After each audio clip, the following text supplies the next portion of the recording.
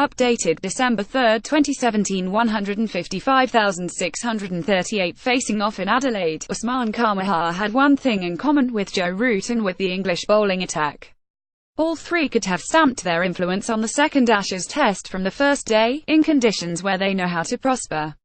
All threw the chance away by doing the opposite of what they know to be successful.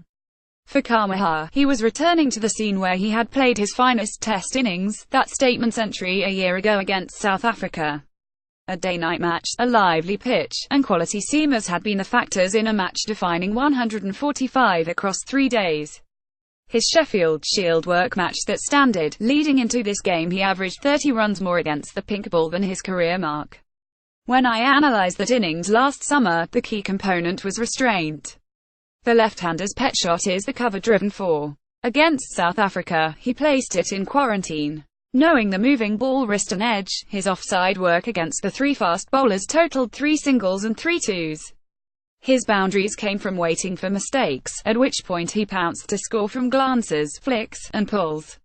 This year's innings started the same way, scoring his 4s against short balls, while the offside boundaries came from hitting with Moeen Ali's off-spin.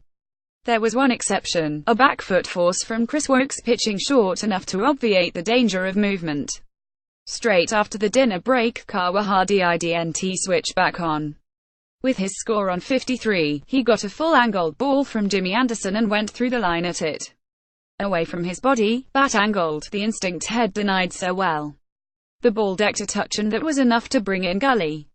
Khawaja has never yet stamped his influence on an Ashes Test. His 37 at the SCG back in 2010 may have filled several broadsheet pages, but that was due to commissioning oversight rather than significance. This was his chance. When the laws of probability reclaimed Steve Smith without a century, Khawaja could have still been there to play the senior hand.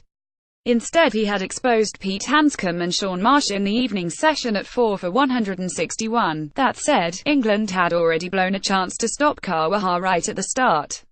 The last couple of years have detected a vulnerability to spin, especially to straight balls that come onto the stumps. In ball in 2016, Khawaja was clean bowled twice in the same day, 2 off breaks delivered from around the wicket at the lefty.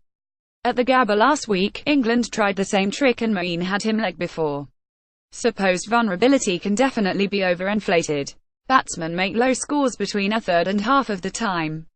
If you bring in an off-spinner every time a certain batsman arrives, sheer volume of opportunity will create dismissals to that bowling type.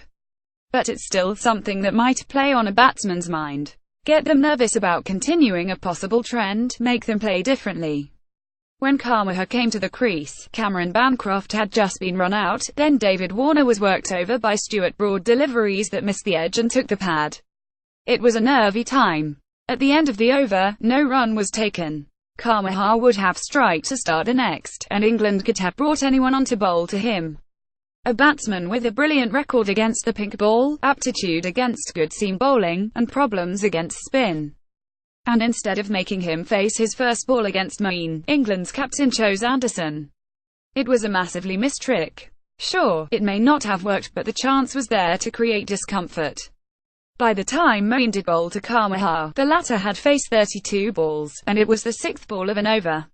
England's dropped catch with Khawaja on 44 was a more obvious waste, but didn't end up costing much. Like a passive-aggressive family Christmas, with everyone one-upping each other with the size of presents, Usman soon gave back. And all of this came after the poor start that Broad and Anderson had made to the day, influencing the other seamers.